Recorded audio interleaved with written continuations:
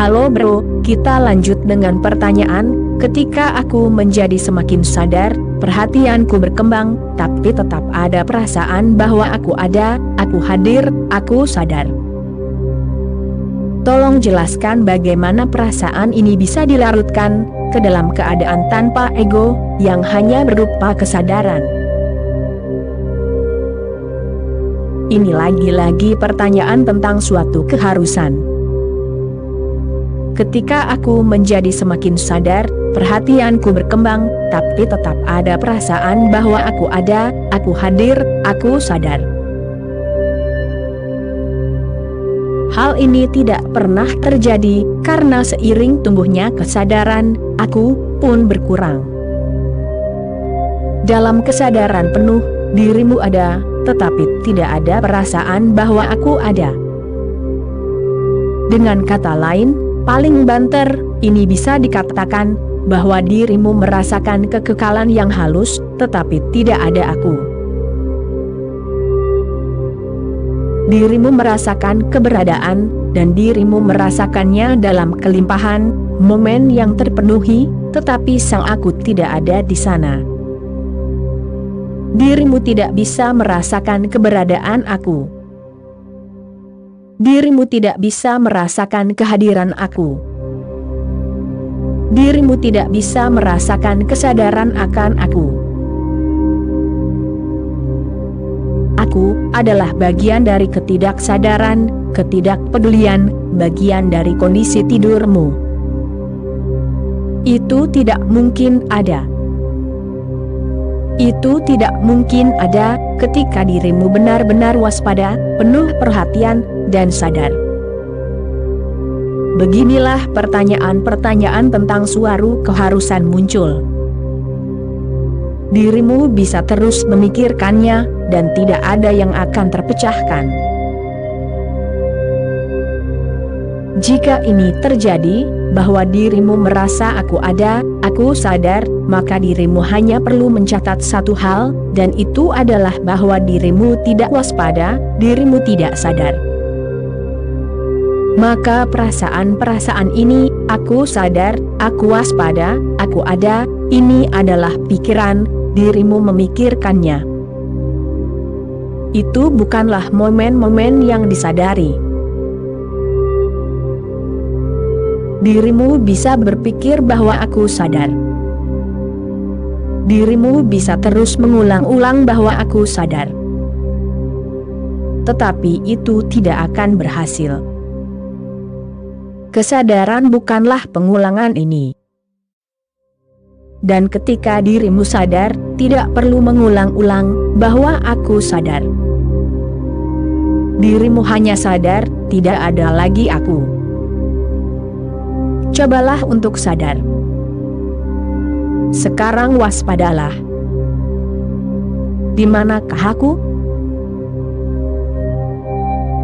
Dirimu ada, lebih tepatnya, dirimu lebih intens, tetapi di manakah aku, ego? Dalam intensitas kesadaran itu sendiri, ego tidak ada lagi.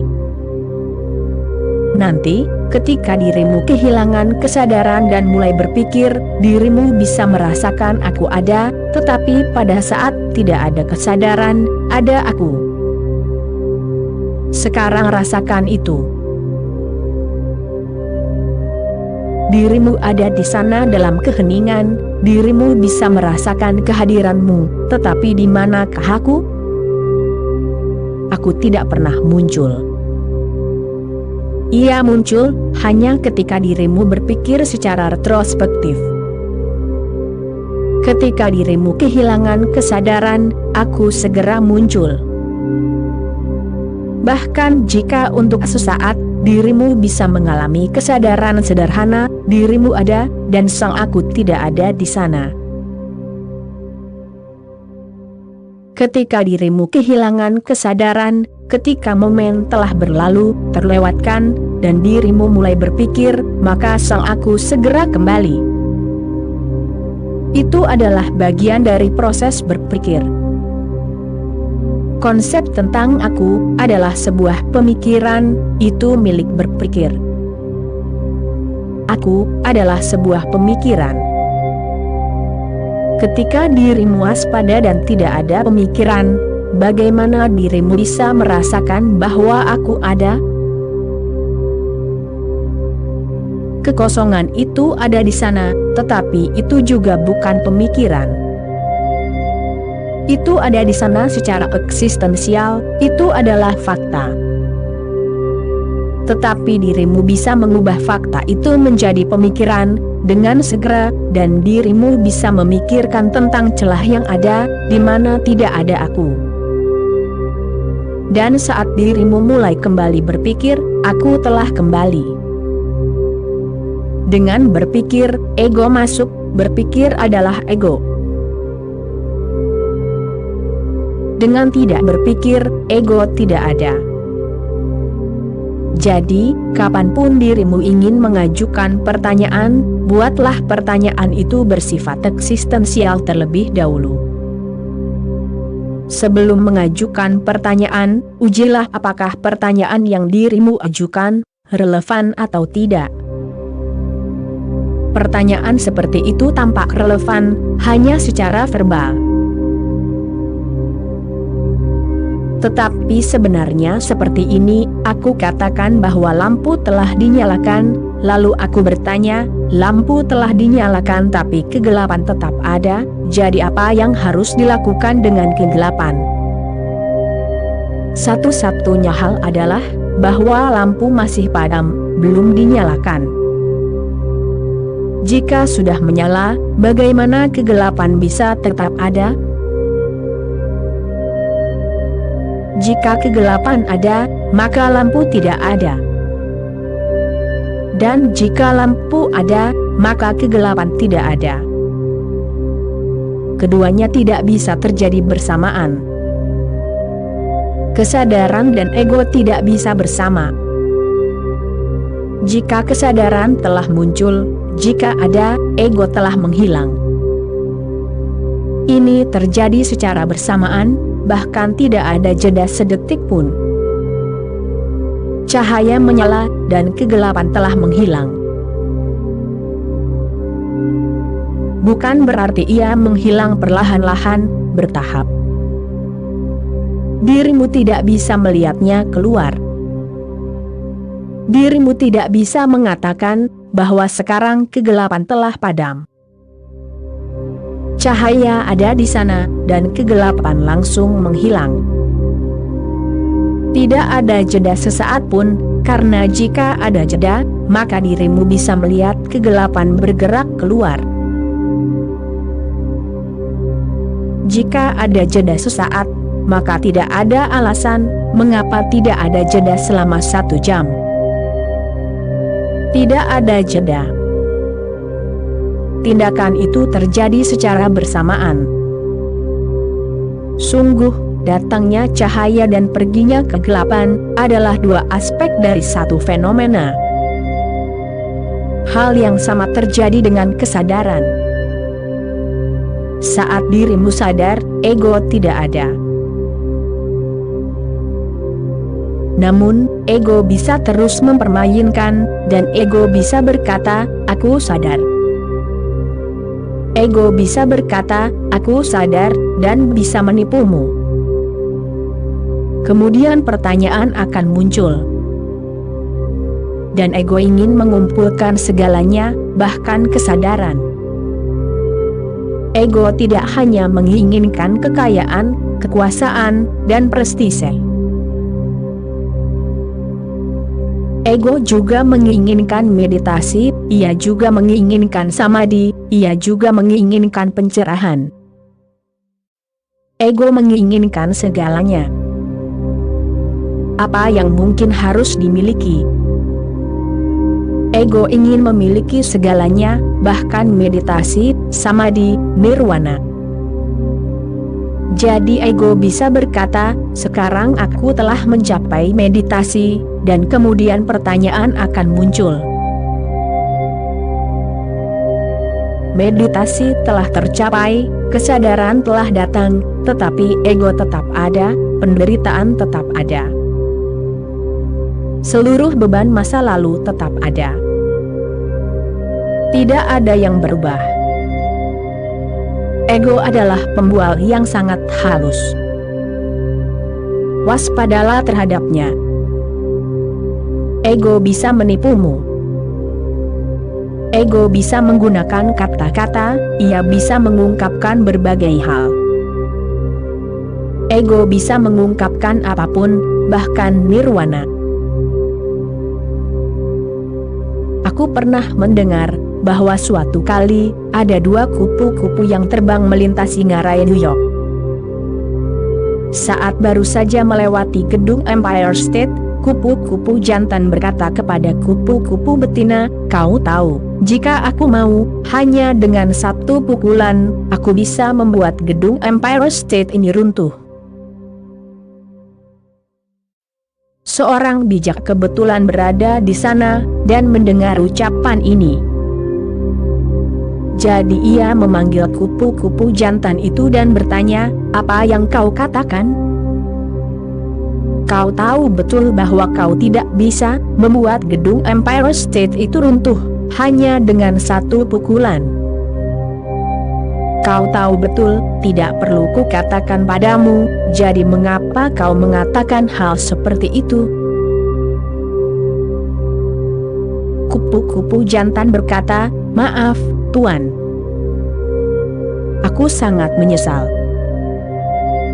Aku hanya sedang mencoba membuat pacarku terkesan." Orang bijak itu berkata, "Jangan lakukan itu," lalu mengusir kupu-kupu itu. Kupu-kupu jantan kembali ke pacarnya. Tentu saja, pacarnya bertanya, "Apa yang dikatakan orang bijak itu kepadamu?" Maka si jantan pembual itu berkata, "Dia memohon padaku dan berkata, jangan lakukan itu. Dia begitu takut, gemetar, dan gugup. Dia telah mendengar bahwa aku akan menyebabkan gedung Empire State runtuh, jadi dia berkata, jangan lakukan itu." Hal yang sama terjadi terus-menerus. Kata-kata itu diucapkan oleh orang bijak dengan makna yang sangat berbeda. Maksudnya, jangan katakan hal-hal seperti itu, tetapi ego mengeksploitasinya. Egomu bisa mengeksploitasi apapun, ia sangat licik. Dan ia sangat berpengalaman dalam kelicikan, berpengalaman ribuan tahun, sehingga dirimu bahkan tidak bisa mendeteksi di mana kelicikan itu masuk. Orang-orang berkata, meditasi telah terjadi. Lalu mengapa aku masih merasa khawatir? Begitulah cara ego terus mempermainkan, dan mereka bahkan tidak menyadari apa yang mereka katakan. Meditasi telah terjadi, Kundalini telah bangkit, jadi apa yang harus dilakukan? Kekhawatiran masih berlanjut. Pikiranmu ingin mempercayai berbagai hal. Jadi, tanpa melakukan apapun, dirimu terus mempercayainya, menipu, memenuhi keinginan. Namun kenyataan tidak berubah karena keinginanmu terpenuhi, kekhawatiran terus berlanjut. Dirimu bisa menipu diri sendiri, dirimu tidak bisa menipu kekhawatiran. Kekhawatiran tidak akan hilang begitu saja, karena dirimu berkata, meditasi telah terjadi, dan Kundalini telah bangkit, dan sekarang aku telah memasuki tubuh kelima. Kekhawatiran tersebut bahkan tidak akan mendengar apa yang dirimu katakan. Namun, jika meditasi benar-benar terjadi, di manakah kekhawatiran itu? Bagaimana kekhawatiran itu bisa ada dalam pikiran yang meditatif? Jadi ingatlah ini, bahwa ketika dirimu sadar, dirimu ada, tetapi dirimu bukanlah ego. maka dirimu tidak terbatas, maka dirimu adalah hamparan tak terbatas, tetapi tanpa pusat. Tidak ada perasaan terfokus akan aku. Hanya keberadaan yang tidak terfokus, tidak berawal dari manapun, tidak berakhir di manapun, hanya langit tak terbatas. Ketika ego, aku, ini lenyap, secara otomatis dirimu pun lenyap, karena dirimu hanya bisa ada dalam kaitannya dengan aku.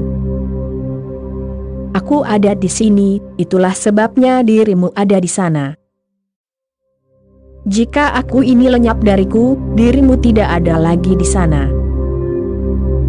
Dirimu tidak bisa ada.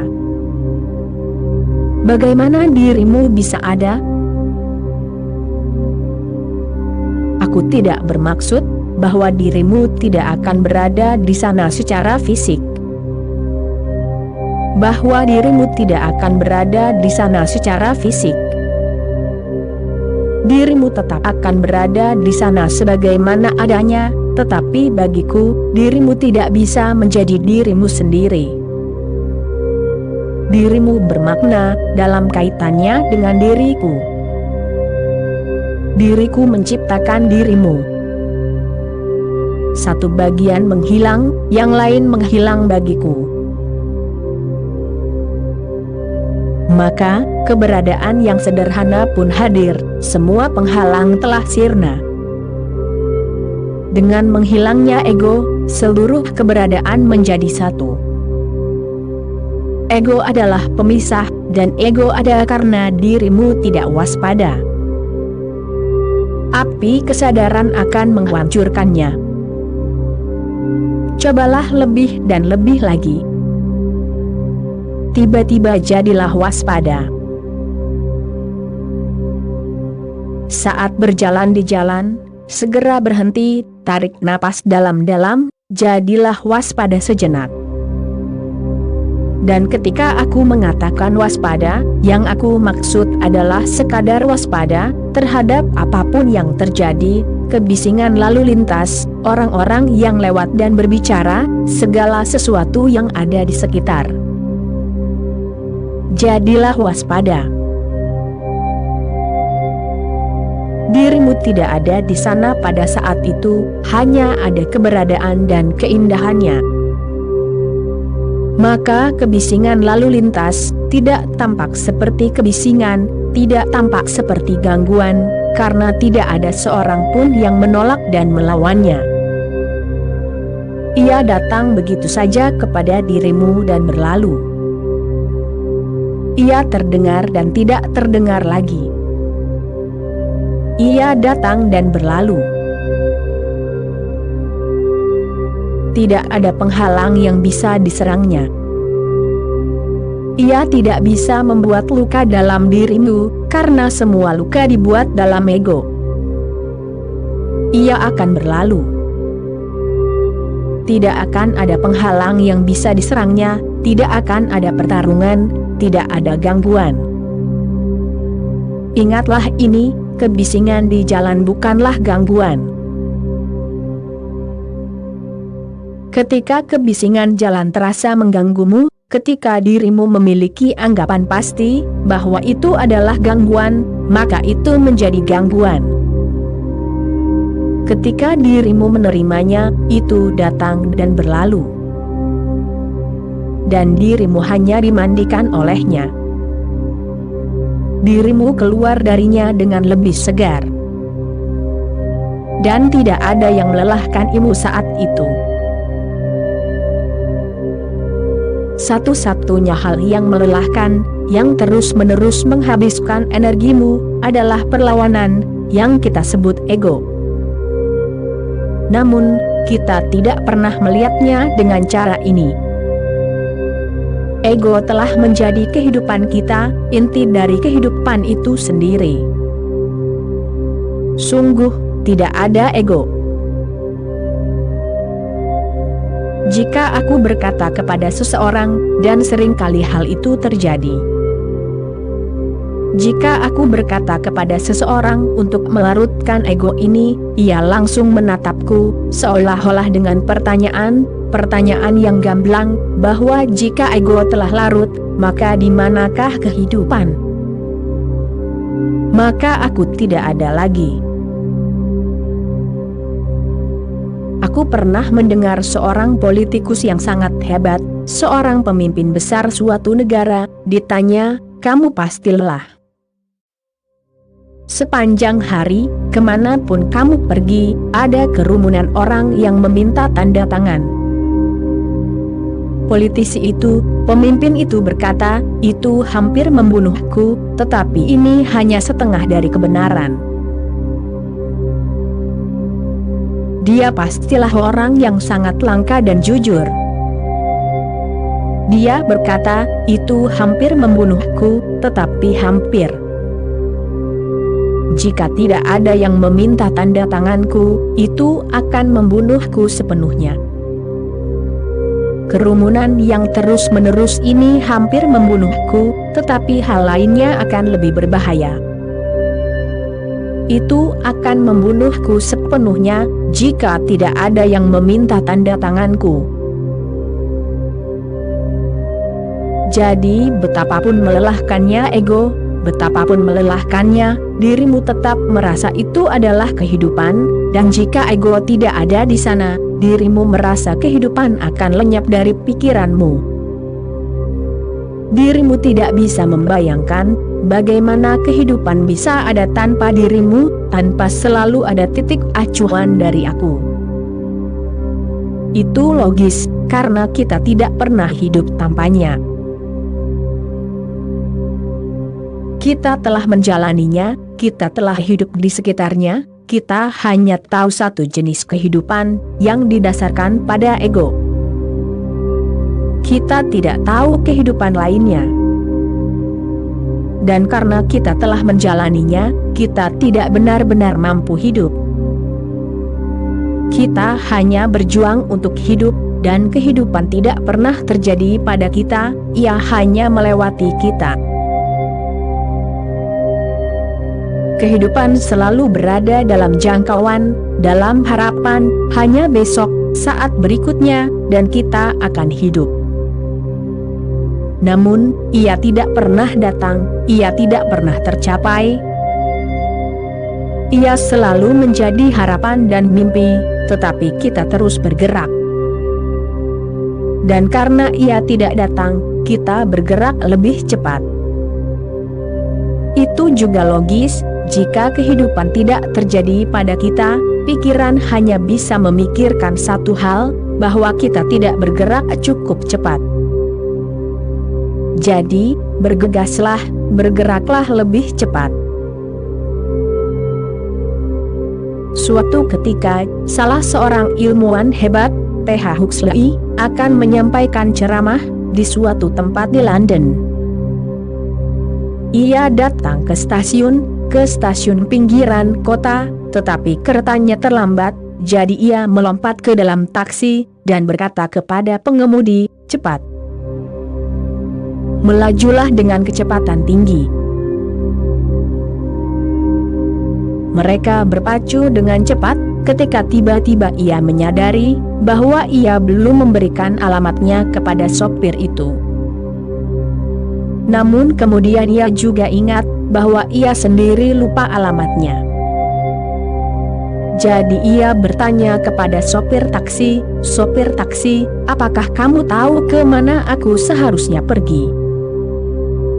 Sopir itu berkata, "Tidak, Tuan. Tapi aku akan pergi secepat mungkin." Ini sedang terjadi. Dirimu bergerak secepat mungkin. Kemana dirimu bergerak? Mengapa dirimu bergerak? Apa tujuannya? Harapan bahwa suatu hari nanti, kehidupan akan terjadi pada dirimu. Dan mengapa itu tidak terjadi saat ini? Dirimu hidup, mengapa itu tidak terjadi saat ini? Mengapa nirwana selalu di masa depan, selalu di hari esok? Mengapa tidak saat ini? Dan hari esok tidak pernah datang, atau kapanpun datang, itu akan selalu menjadi saat ini, dan dirimu akan kehilangannya lagi. Namun, kita hanya hidup dengan cara ini. Kita hanya tahu satu dimensi kehidupan, apa yang disebut kehidupan, yang sebenarnya sudah kita jalani, hanya mati, tidak hidup sama sekali, hanya berusaha bersama, hanya menunggu. Dengan ego, penantian akan selalu ada, dan penantian yang sia-sia. Dirimu bisa melakukannya dengan cepat, dirimu bisa tergesa-gesa, tetapi dirimu tidak akan pernah sampai dimanapun. Hanya dengan tergesa-gesa, dirimu akan menghabiskan energi, dan dirimu akan mati. Dan dirimu telah melakukannya berkali-kali. Dirimu selalu terburu-buru, dan dalam ketergesaan itu, menghabiskan energi, dan kemudian hanya kematian yang datang, dan tidak ada yang lain. Dirimu terburu-buru untuk mendapatkan kehidupan, tapi hanya kematian yang datang, dan tidak ada yang lain. Tetapi pikiran, karena terbiasa hanya pada satu dimensi, karena hanya mengenal satu jalan, yang bahkan bukan jalan, melainkan hanya tampak seperti jalan, akan berkata bahwa jika tidak ada ego, di manakah kehidupan? Tetapi aku katakan kepadamu, jika ada ego, tidak ada kemungkinan bagi kehidupan, hanya janji-janji. Ego adalah pembuat janji yang sempurna. Ia terus menjanjikanmu, dan dirimu tidak menyadarinya. Tidak ada janji yang pernah terpenuhi, tetapi dirimu mempercayainya lagi.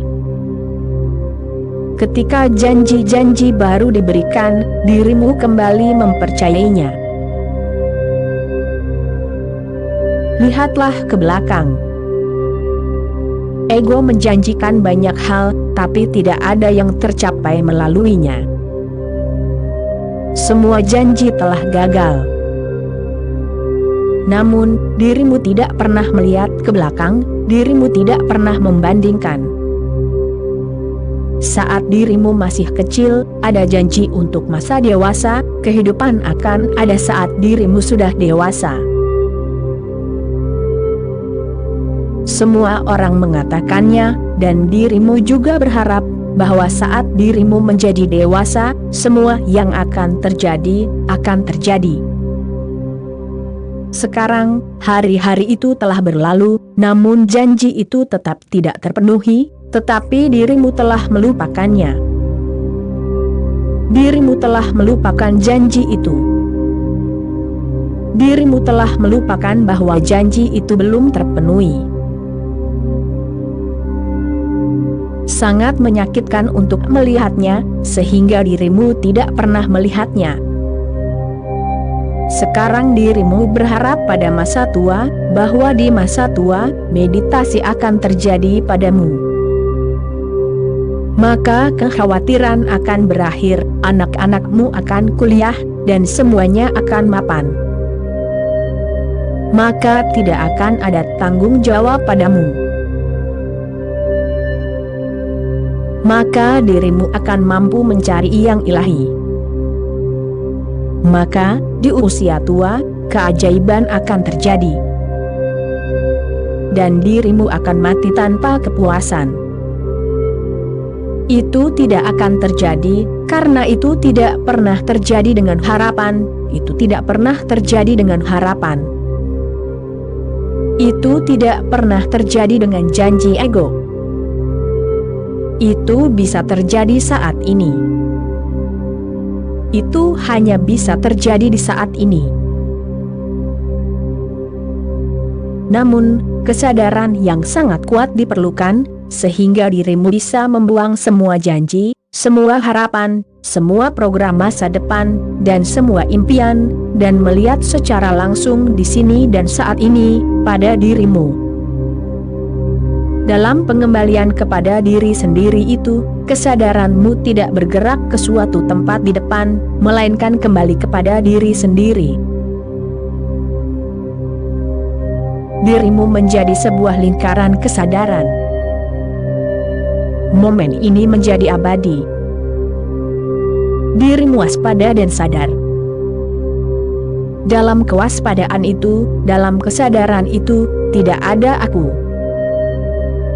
Hanya keberadaan yang sederhana, keberadaan yang murni.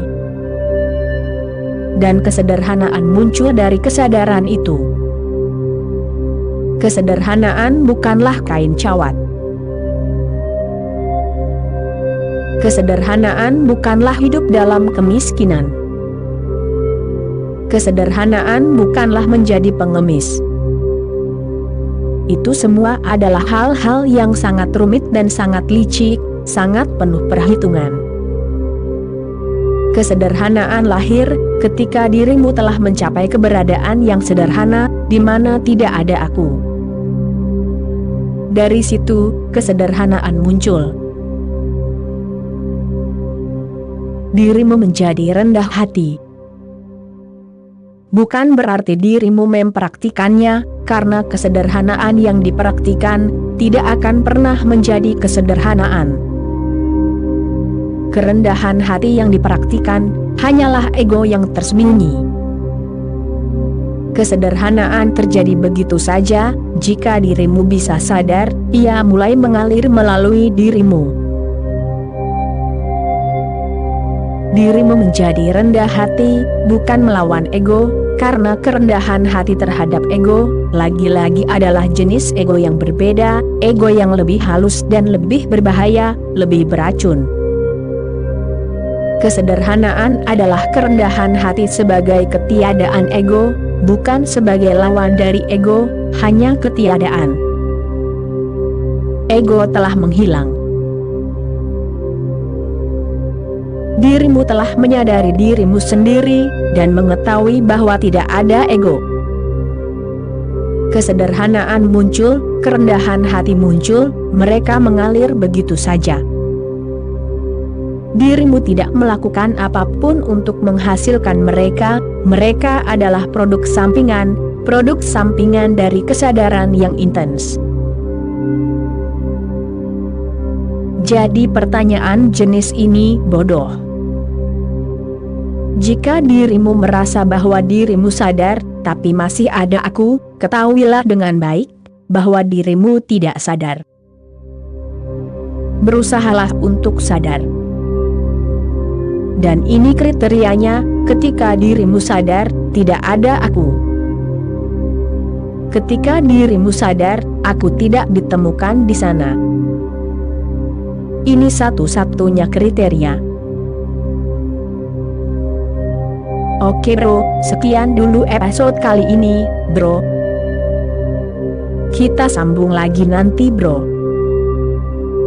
Terima kasih bro.